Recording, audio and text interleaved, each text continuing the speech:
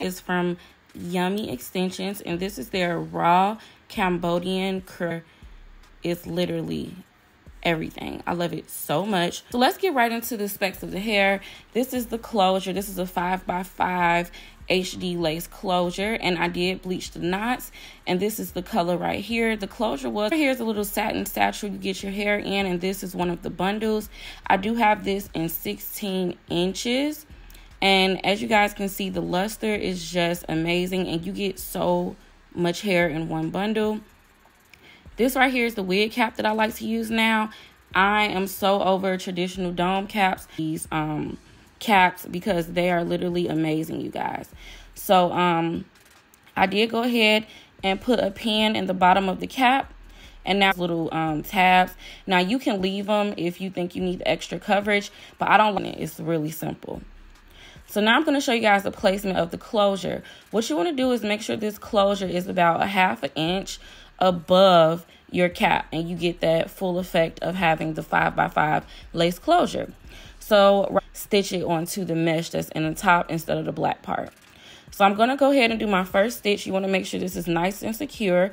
As you guys know, I like to do the loop and pull method. This way my wigs last really long, you guys. They never fall apart. This method has lasted me and held me down for years. I absolutely love the loop and pull.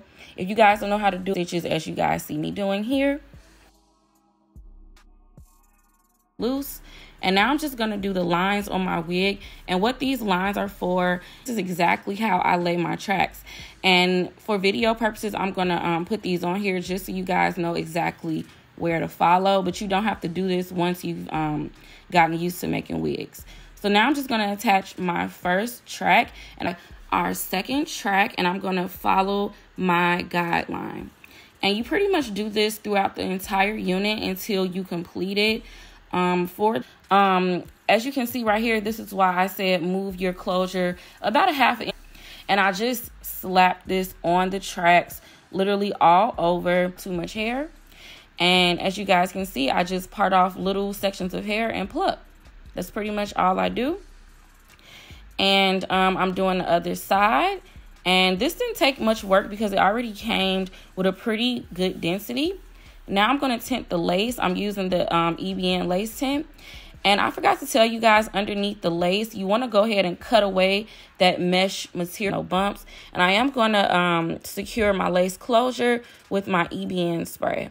And I'm just doing one coat of spray, and then I pull down my lace product and melt the lace into my skin. Once it's done drying, you do want to go in and cut away your lace. That lace isn't straight across. A small section of hair. And the reason why I don't do a straight line is because this gives it a more realistic. I can really see how it's going to look before I give it that permanent cut. So now